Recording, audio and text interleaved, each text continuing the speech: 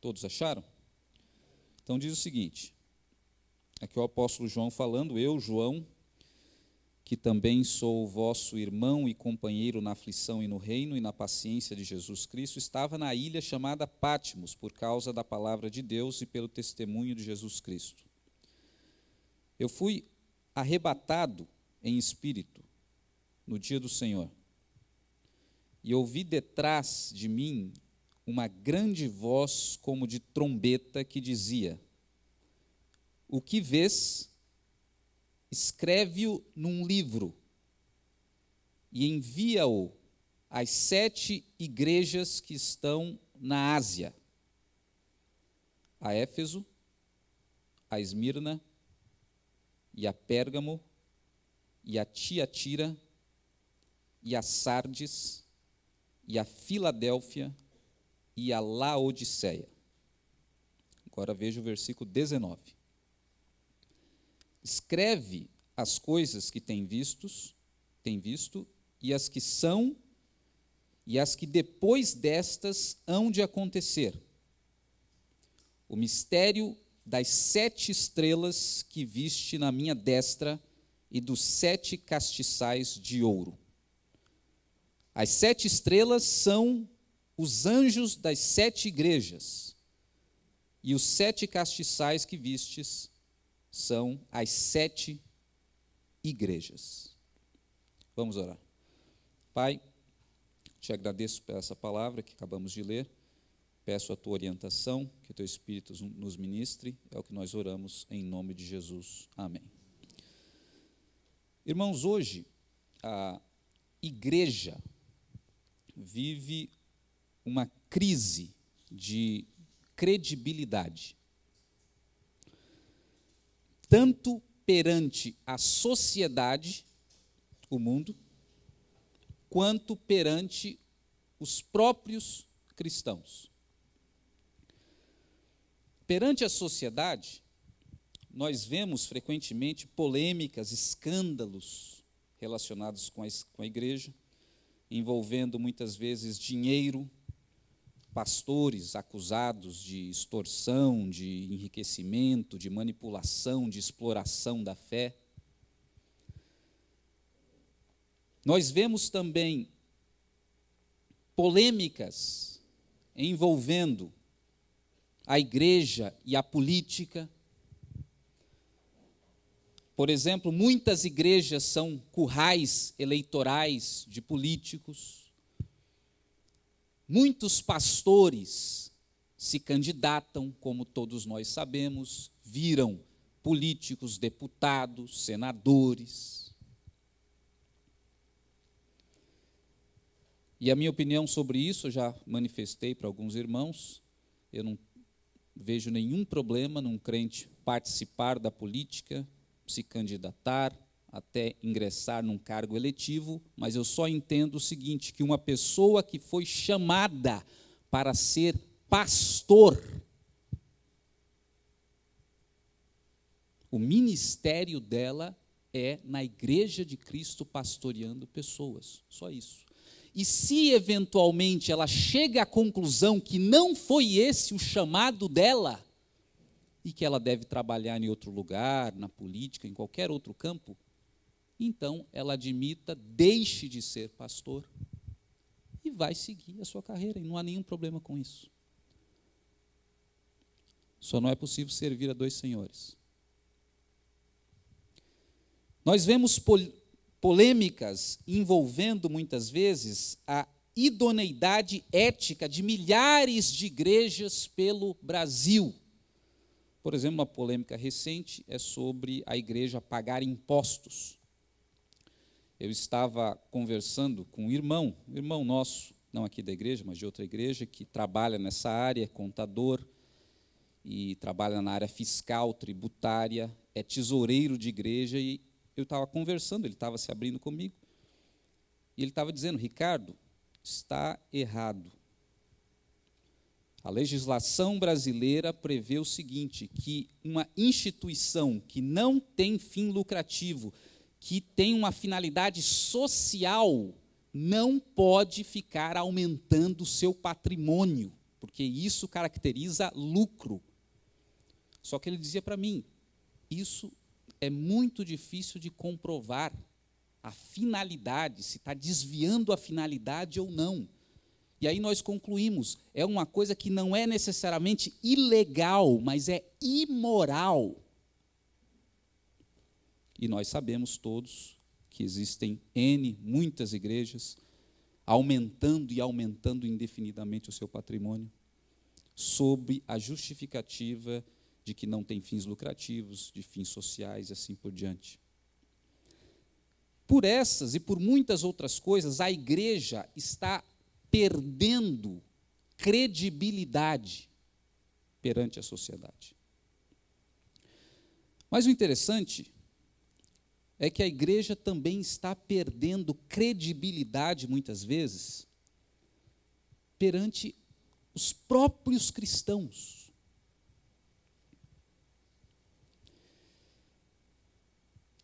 Se eu fosse contar aqui, irmãos, alguns casos que eu ouvi só no ano de 2016, que eu tomei conhecimento de coisas que aconteceram em igrejas, entre irmãos, envolvendo líderes, diáconos, etc.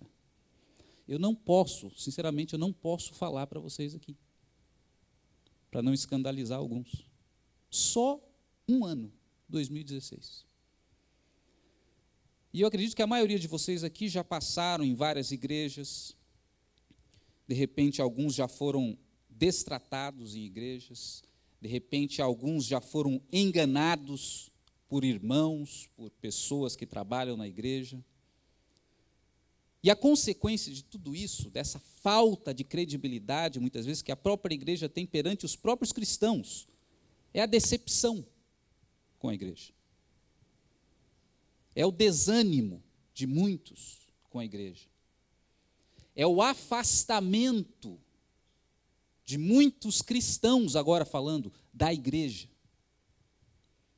É o abandono de muitos que abandonam, não querem saber de igreja. E muitos até que foram cristãos, ou se declaram cristãos, eles têm até chegado ao ponto de uma rejeição ativa contra a igreja, não quer ver igreja mais na sua frente. Estou falando alguma mentira aqui ou não? Tem pessoas que passaram pela igreja e hoje não querem mais ver igreja na frente?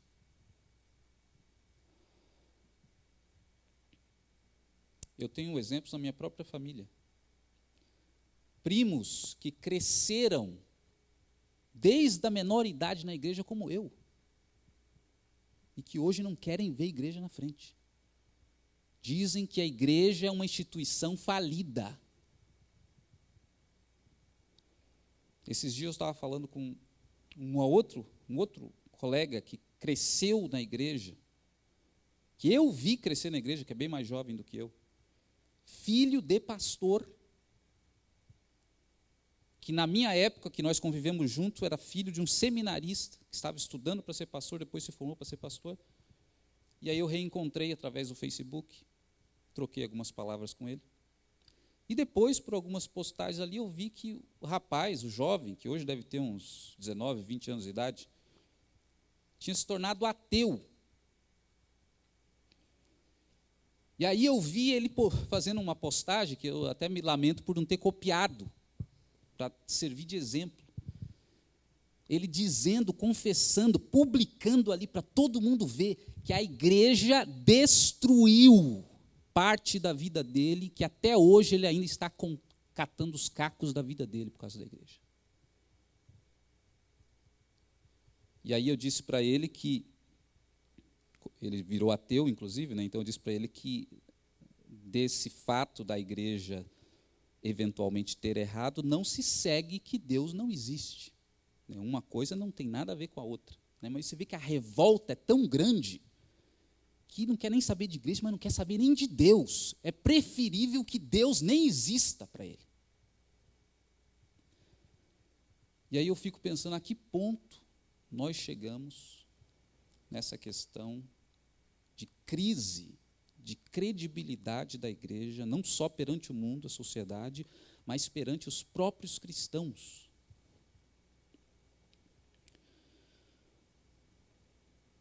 E, de repente, alguém aqui, eventualmente nessa igreja, agora, pode já ter passado várias decepções em igrejas.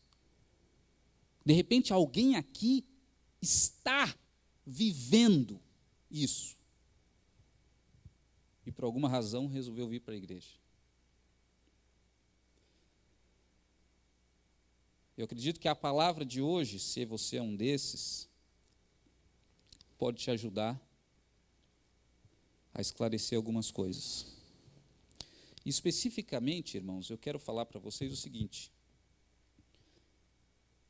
3 coisas que nós precisamos ter muito claro na nossa mente para que nós não nos decepcionemos com a igreja. 3 coisas que, se você não estiver absolutamente claro na sua mente, fatalmente você vai se decepcionar com a igreja, com essa ou com qualquer outra que você vá. Primeiro, a diferença entre o projeto de igreja que foi idealizado por Jesus e o que as pessoas fizeram ou fazem desse projeto. A primeira coisa que você tem que ter absolutamente claro na sua mente para você não decepcionar. Segundo lugar, você tem que saber que na igreja sempre há trigo e joio. Foi o que o próprio Jesus ensinou. Pessoas que são genuinamente regeneradas e pessoas que não são. E não é porque estão lá visitando, nada disso. Não são, estão integradas, estão participando, parecem que são, mas não são. Se você não tiver absolutamente claro isso na sua mente, você vai se decepcionar. E terceiro lugar, você tem que ter absolutamente claro que a igreja é a escola do amor. Se você não tiver isso claro na sua mente, também você vai se decepcionar. Hoje, eu quero falar só sobre esse primeiro. E aí, em outras oportunidades, eu trato os outros. Ok? Então, primeiro, para você não desanimar com a igreja, ou se decepcionar com a igreja, você precisa ter claro a diferença entre o projeto de igreja idealizado por Jesus e o que fizeram ou o que fazem desse projeto, a execução desse projeto. E eu vou explicar para vocês o que exatamente eu quero dizer com isso.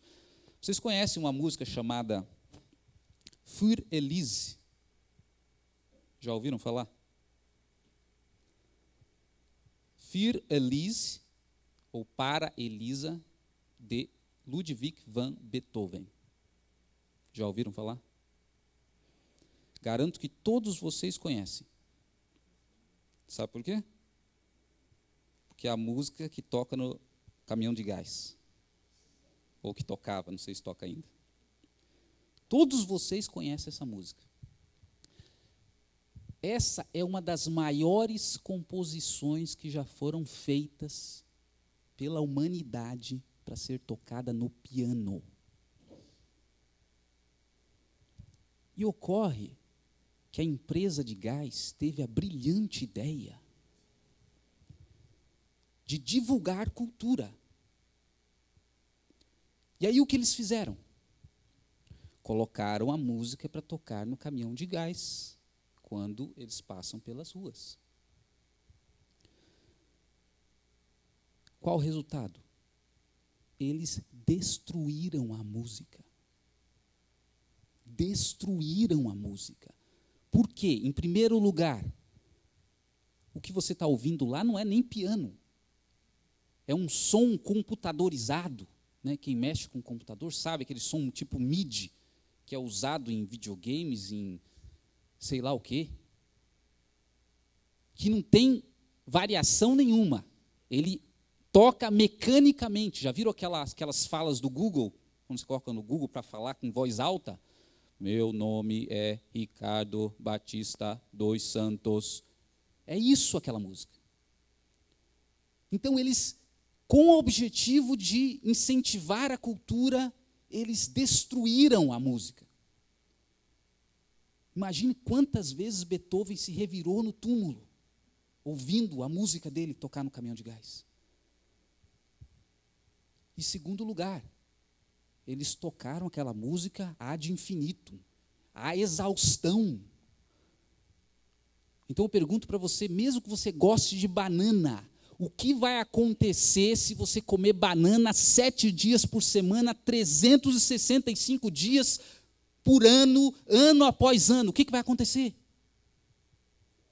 Você não vai aguentar mais ver banana na sua frente, mesmo que você goste. Então eles destruíram a música. Ninguém quer ouvir aquela música. Ninguém quer ouvir o barulho do caminhão de gás. Ninguém aguenta mais. Ainda bem que aqui na igreja, quando aquela parte da introdução, né, quando está repetindo demais, eles já trocam para outra, para não ficar muito tempo na nossa cabeça. A pergunta agora para vocês é o seguinte: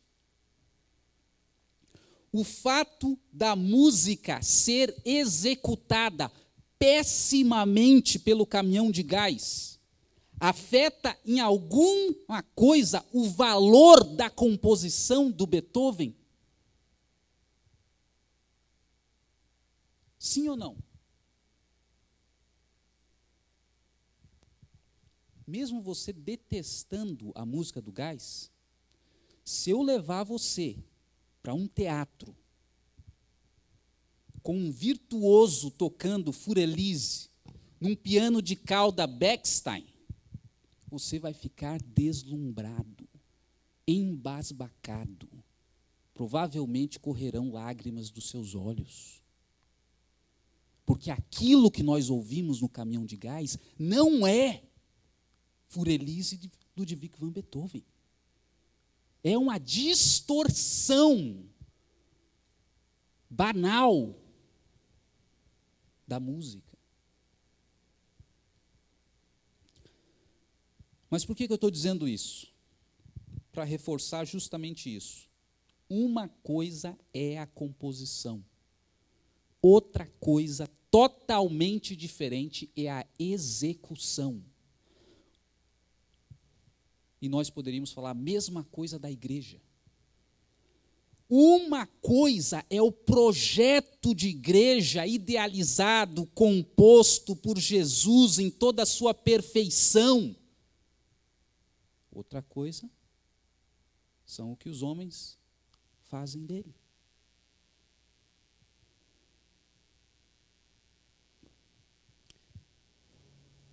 A maioria das pessoas que critica a igreja, irmãos, ou olham com desconfiança para a igreja hoje, podem até não saber, mas, na verdade, elas não estão criticando o projeto de igreja ou da igreja feito por Jesus. Elas estão criticando o que fizeram desse projeto. Elas estão criticando a péssima execução, muitas vezes, que ocorre do projeto de igreja de Jesus. Elas não estão criticando o Furelise, elas estão criticando o caminhão de gás. Para você não se decepcionar com a igreja, em primeiro lugar, você tem que ter absolutamente claro, então, na sua mente, que uma coisa é o projeto de Jesus. Outra coisa é como ele é executado. Se você tiver isso claro, muito claro na sua mente, e souber diferenciar essas duas coisas, você pode ver o que for na televisão, você pode passar e ver nas próprias igrejas o que quer que for, você sabe que aquilo não tem nada a ver com o seu Deus, com o seu Jesus, naquilo que você acredita, no Evangelho, e você continua crendo, e você continua firme, e você continua caminhando. Porque você sabe diferenciar as coisas. Mas eu quero destacar ainda mais, irmãos, outra coisa. Que o próprio Novo Testamento, ele ressaltou essa possibilidade do projeto da igreja ser distorcido.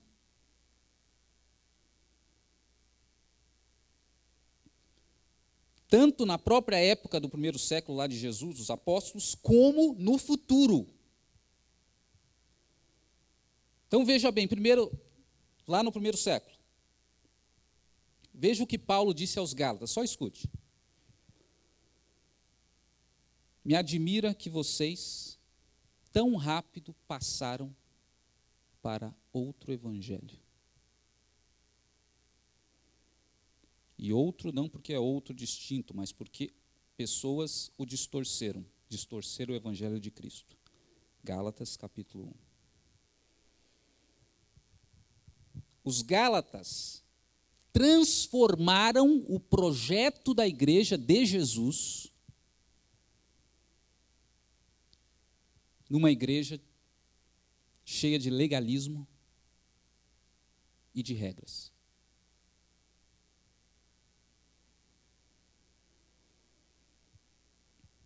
Aí eu faço a pergunta para vocês. O fato dos Gálatas terem executado pessimamente o projeto da igreja que Jesus deixou, afeta em alguma coisa o valor do projeto que Jesus nos deixou?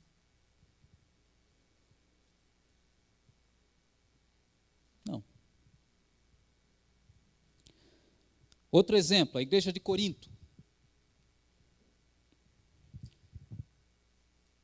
Os cidadãos de Corinto transformaram o projeto da igreja num palco de vaidades. Quem é o melhor? Quem é o melhor orador? Quem é o melhor cantor? Quem tem mais dons espirituais? Quem fala mais em língua? É isso que eles fizeram. Aí eu pergunto para vocês. O fato de muitas igrejas hoje em dia serem literalmente um palco de vaidades afeta em alguma coisa o que Jesus idealizou para a igreja? Afeta o valor desse projeto?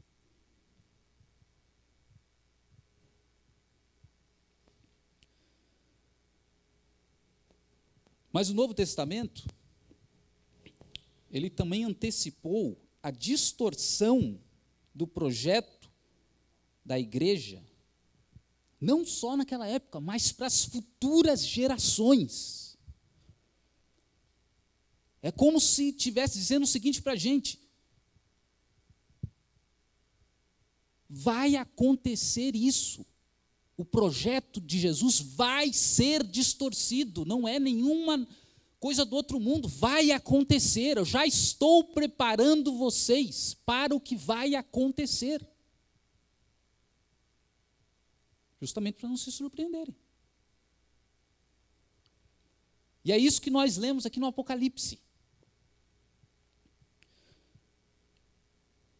Porque aqui no Apocalipse, o texto que nós lemos ali, você sabe, o apóstolo João, ele, na época da perseguição da igreja, ele foi se exilar, se esconder lá na ilha de Patmos, ficou isolado lá, onde ele recebeu a revelação do Apocalipse, e aí ele teve uma visão de Jesus. A gente não leu, pulou ali, mas lembra esse cântico que nós cantamos agora, o Rei da Glória? Jesus, o Rei da Glória, Ele não teve uma visão do Jesus que andava aqui na terra. Ele teve uma visão do Jesus, o Rei da Glória. E essa visão foi tão extraordinária que ele não conseguiu ficar de pé. Caiu e ficou como se estivesse morto, a Bíblia diz. E aí ele ouve uma voz. Eu vou mandar uma mensagem para 7 igrejas. Coloca no papel, escreve a mensagem que eu vou mandar para 7 igrejas. E quais eram essas 7 igrejas? Dei uma olhada lá no versículo 11. O que vês, escreve-os num livro e envia-os a 7 igrejas que estão na Ásia. Vamos fazer aqui só para vocês acordarem. Vamos repetir esses nomes, também é bom para vocês memorizarem. Éfeso, repita aí. Esmirna, Pérgamo, Tiatira, Sardes, Filadélfia, Laodiceia. Agora fale todas juntas. Éfeso,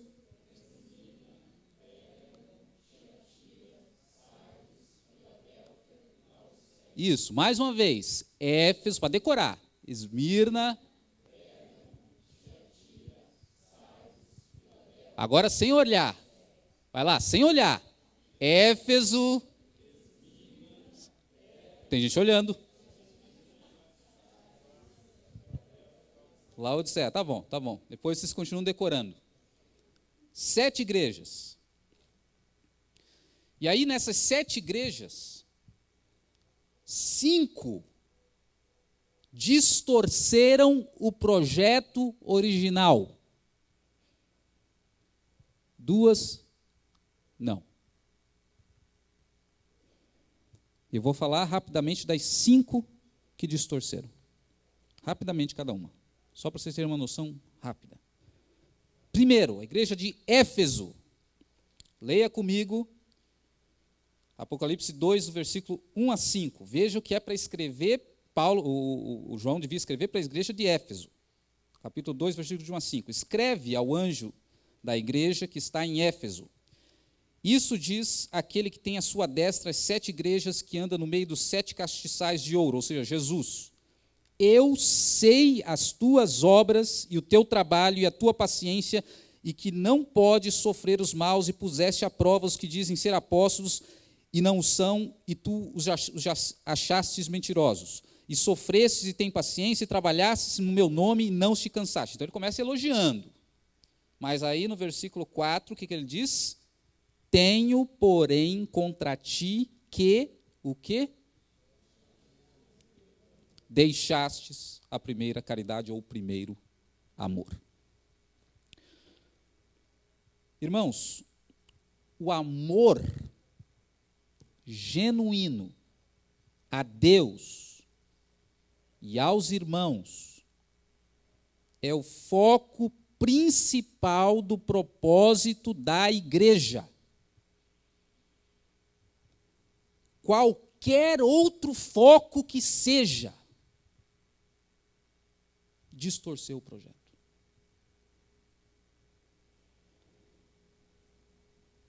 É uma execução errada do projeto de Jesus. E eu não preciso nem citar os textos, que eu sei que os irmãos já têm estudado isso na escola dominical, né?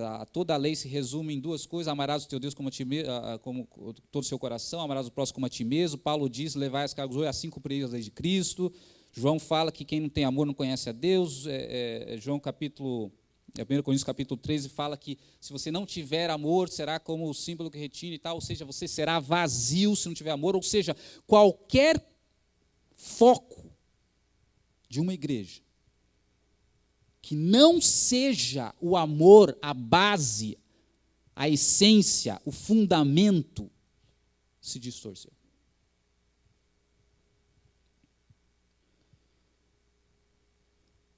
Aí a minha pergunta: o fato dos efésios ou de qualquer outra igreja hoje, não ter o foco principal no amor, anula o projeto de Jesus? Tira o valor do projeto de Jesus? Não. Próxima igreja. Pérgamo. Veja o versículo 14 agora, que está falando da igreja de Pérgamo. Pulamos Esmirna, mas vamos para Pérgamo. Veja o que se diz a respeito dessa igreja. Mas umas poucas coisas tenho contra ti, porque tens lá os que seguem a doutrina de Balaão, o qual ensinava a Balaque a lançar tropeços diante dos filhos de Israel para que comessem do sacrifício da idolatria e se prostituíssem. Então veja, a parte, as questões técnicas aqui de quem foi Balaão, o que foi esses detalhes aí, você veja que o foco da questão é a idolatria. Aí está a questão. Você pergunta, Ricardo, mas tem igreja idólatra hoje em dia? Eu respondo para vocês, hoje, você não vai encontrar deuses como Baal. Talvez encontre até num canto remoto do mundo, mas na maioria dos lugares você não vai encontrar deuses como Baal, como Astarote, como Azera, esses deuses do Antigo Testamento. Basta 3. Hoje em dia, os 3 ídolos ou deuses modernos são, primeiro, o dinheiro, Mamon. Segundo, a ciência. E terceiro, o Estado. Quem tem esses 3 deuses, não precisa de Astarote, de Baal, nada disso. Esses são os deuses que governam o nosso tempo. Esses são os deuses que são adorados no nosso tempo.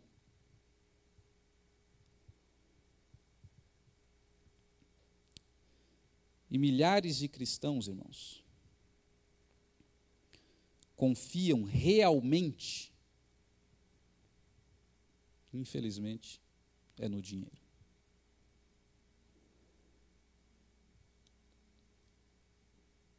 A autoridade que guia a vida de muitos cristãos, sabe qual é? A ciência. Os especialistas da ciência, da medicina, da psicologia, da economia, porque são esses que guiam o mundo. São esses estudos que são a Bíblia, ou as Bíblias do mundo. Mas muitos cristãos guiam a sua vida também por isso. E quer ver um exemplo muito prático? Há quanto tempo a gula, a Bíblia fala que a gula é pecado? Hoje você tem toda uma preocupação no mundo com a questão da alimentação. E os cristãos também. Há séculos a Bíblia já falava isso, mas só porque agora a ciência, os nutricionistas, os médicos estão falando, então agora é hora de obedecer, de seguir. Então veja como os próprios cristãos se guiam muitas vezes por isso. Isso é que faz ele tomar uma atitude, ele ter visto uma pesquisa que saiu.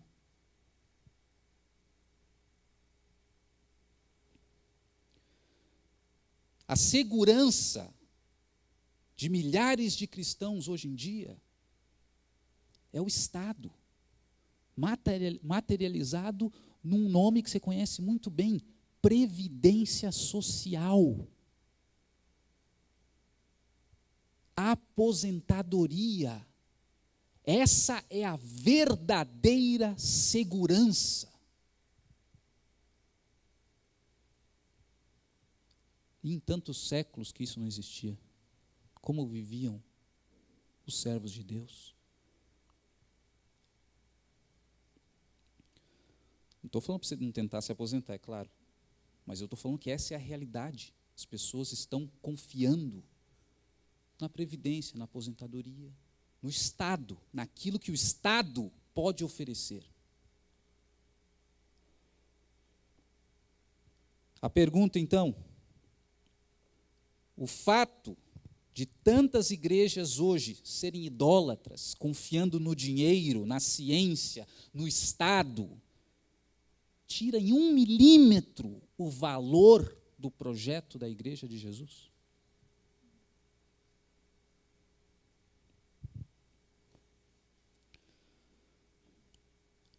Próxima.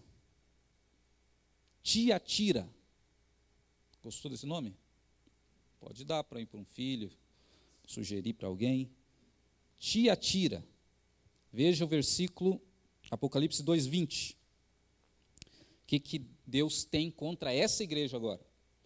Mas tenho contra ti o tolerares que Jezabel, mulher que se diz profetiza, ensine e engane os meus servos para que se prostituem como sacrifício da idolatria. Aqui Jezabel é no sentido figurado, né, porque era uma personagem do Antigo Testamento, que era a esposa do rei Acabe, é uma das piores mulheres que você encontra na Bíblia, né? Então, aqui ele coloca ela como uma profetisa, e que representa a imoralidade, principalmente. Então, eu não quero comentar muito, porque o nosso tempo está correndo, mas a pergunta, o fato de que hoje tantas igrejas de jovens, que eu conheço muito bem, porque tem boa parte dos meus alunos frequentam essas igrejas, o fato de boa parte das igrejas de jovens terem mais da metade dos seus membros fornicadores, que vivem em fornicação, e se deixa tudo isso por isso mesmo, por causa dos interesses econômicos, afeta em algum milímetro o projeto original de Jesus? Também não. E a igreja de Sardes, veja lá, Apocalipse 3, versículo 1 agora. Deus dizendo, ao anjo da igreja que está em Sardes, escreve, ao anjo quer dizer o pastor, né? Isto diz o que tem os 7 Espíritos de Deus e as 7 estrelas. Ele diz, eu sei as tuas obras, que tem nome de que vives, mas está o quê? Morto. Agora, veja que interessante. Nome de que vives. Quantas igrejas hoje você vê nos nomes delas alguma coisa com avivada, renovada, igreja do avivamento? Não sei nem se existe essa igreja, né? Mas estou dando um exemplo aqui. Nome de que vives, nome de que é avivada.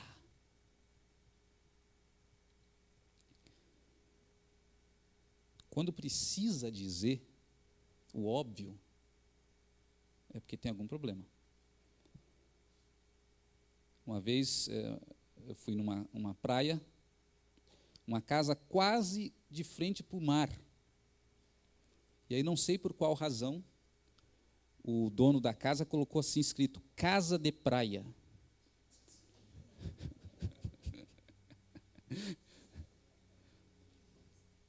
Fiquei pensando, né, por que será que ele teve que escrever isso? Mas a realidade é o seguinte, quando você tem que dizer o óbvio, é que tem alguma coisa errada. A neurolinguística diz isso. Se eu te mostro um garfo, eu não preciso te dizer que isso é um garfo, a não ser que não seja um garfo, eu quero que você pense que é um garfo. Então eu vou te colocar uma colher na tua frente e vou começar a falar que é um garfo. E eu vou ficar repetindo isso, repetindo, é um garfo, é um garfo. Daí vai chegar um momento que as pessoas vão começar a ficar confusas. Bom, será que é um garfo mesmo e eu que não estou enxergando direito? Quando tem que escrever, essa igreja é avivada, é a igreja avivada do reino de Deus. Então tem alguma coisa errada. Alguém já disse que avivamento não é a mesma coisa que animamento. Avivado não é a mesma coisa que animado. E muita gente pensa que uma igreja avivada é uma igreja animada. Sendo que o avivamento na Bíblia quase sempre está relacionado com quebrantamento, com choro, com arrependimento, que depois se transforma, sim, em animação, em exultação, em louvor.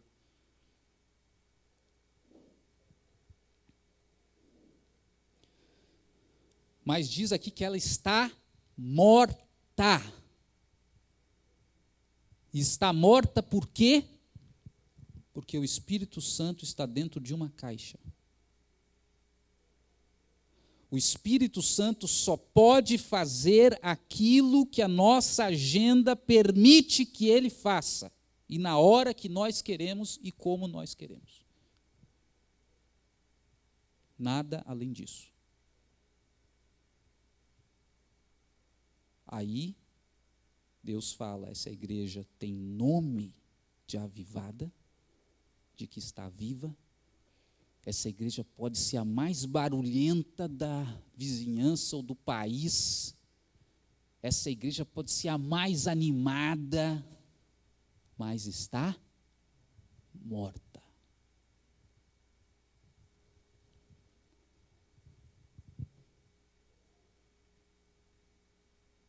E a última? Laodiceia. Leia o versículo, capítulo 3, versículo 14 a 17 comigo. E ao anjo que está na igreja de Laodiceia escreve: isto diz o Amém, a testemunha fiel e verdadeira, o princípio da criação de Deus. Eu sei as tuas obras também, que nem és frio, nem quente. Tomara que fosses frio ou quente.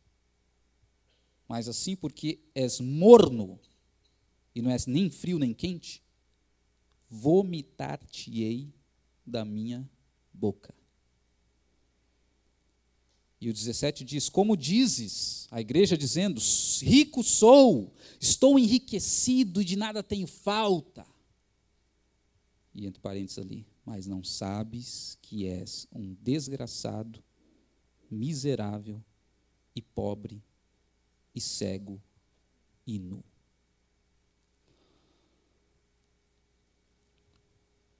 A igreja de Laodiceia estava numa região próspera. Portanto, era uma igreja próspera.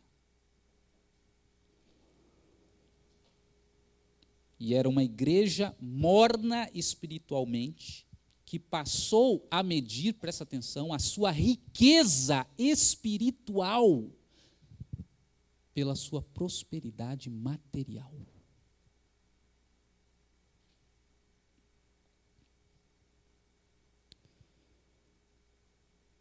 E aí Deus diz para eles, na verdade, vocês são desgraçados. Vocês acham que são ricos espiritualmente porque vocês são prósperos materialmente? Vocês são desgraçados, miseráveis, pobres, cegos e nus. E aí no versículo 18 é interessante, porque Deus diz o seguinte: eu aconselho que vocês comprem de mim o ouro provado pelo fogo, para que vocês se enriqueçam. Olha o que Deus está dizendo. Eu aconselho que vocês procurem o verdadeiro ouro, a verdadeira riqueza, que eles conseguem em quem? Comprem de mim. A verdadeira riqueza da vida de uma pessoa é Deus.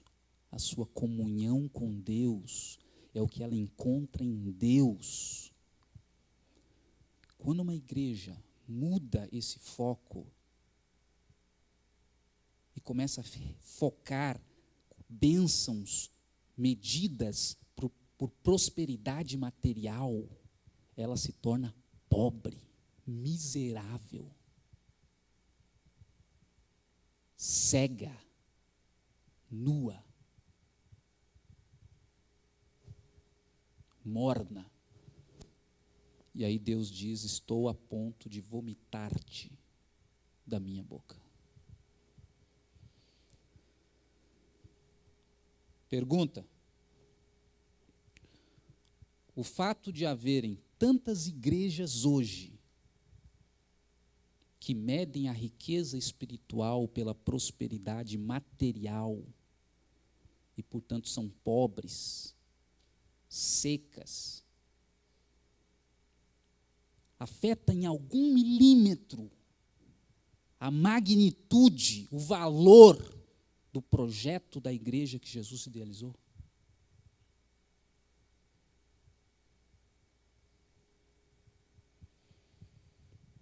Uma coisa é o projeto de Jesus. Outra, completamente diferente, é como os homens executam esse projeto.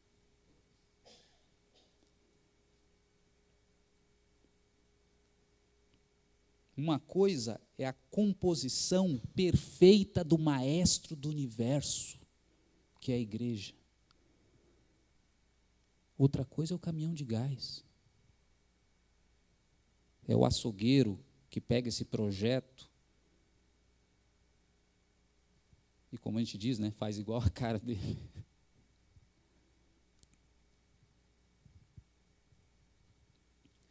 Nós precisamos focar no ideal de igreja, irmãos. O ideal de Deus, aquilo que Ele deixou na sua palavra, aquilo que Jesus construiu, idealizou.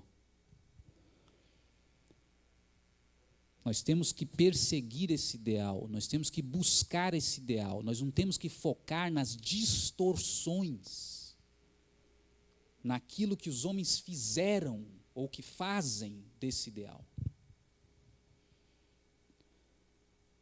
Se você não diferenciar nitidamente essas duas coisas, você desanima. Você se decepciona, você se afasta, você abandona. É inevitável. Então, por isso eu digo, se você conhece alguém que está decepcionado com a igreja hoje, você sabe por essas razões, você tem que dizer, se tiver uma oportunidade, fale para essa pessoa. Escuta, fulano. Uma coisa é o projeto de Jesus, que é a igreja. Outra coisa é o que a gente vê muitas vezes por aí em muitos grupos. E sabe de uma coisa? Deus até alertou. Essas igrejas aqui são simbólicas, são proféticas, estão apontando para o futuro. Olhe, vai haver todo esse tipo de distorção. Então, se você conhece alguém, você pode ser um mensageiro de Deus para dizer, levar essa mensagem para a pessoa entender, diferenciar essas duas coisas. Mas se você é uma dessas pessoas,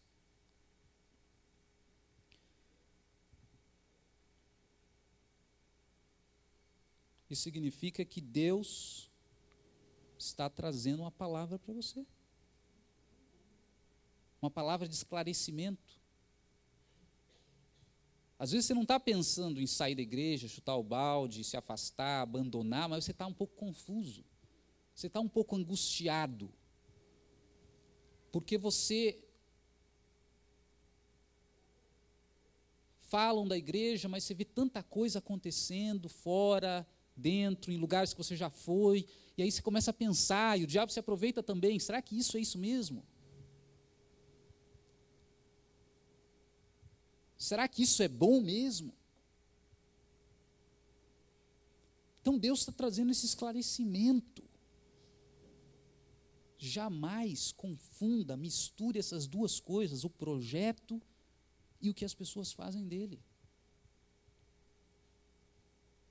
senão você vai fatalmente se desanimar.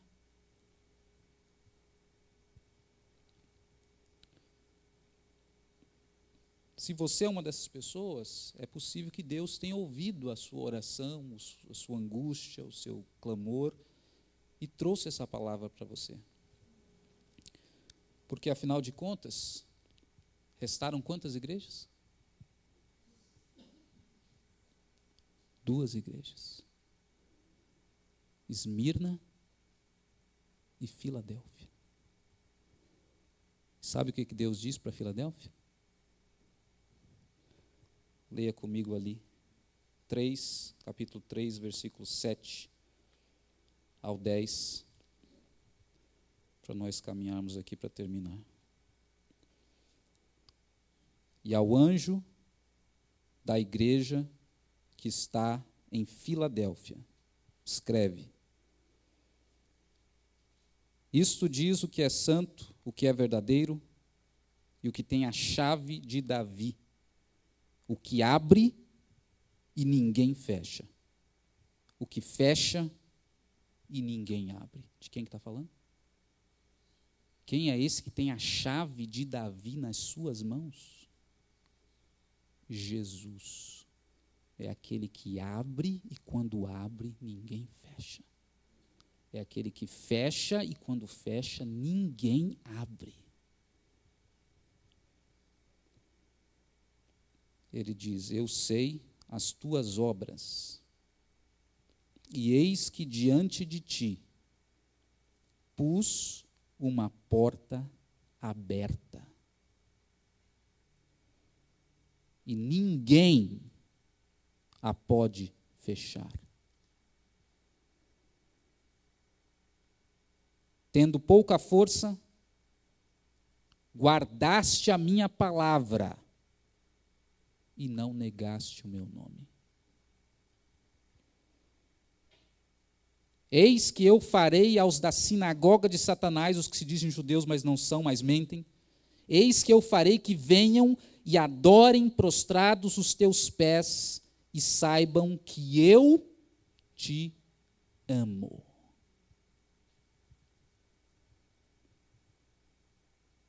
Como guardaste a minha palavra, a palavra da minha paciência, também eu te guardarei da hora da tentação que há de vir sobre o mundo para tentar os que habitam sobre a terra.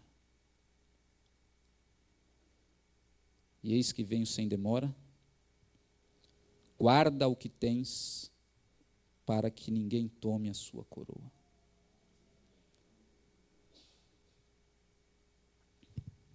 Existem igrejas que permanecem fiéis ao projeto de Jesus. Ou melhor, apesar de tanta confusão e tantas distorções, o projeto de Jesus continua. E é para esse projeto que nós temos que olhar. Se você andou afastado, ou se você ainda não abraçou esse projeto, Jesus está dizendo: eu sou aquele que abre e ninguém fecha. Eu sou aquele que fecha e ninguém abre. Creia e faça parte dessa igreja. Da igreja que mantém firme esse ideal de Jesus. Que Deus nos abençoe a todos. Vamos orar. Pai,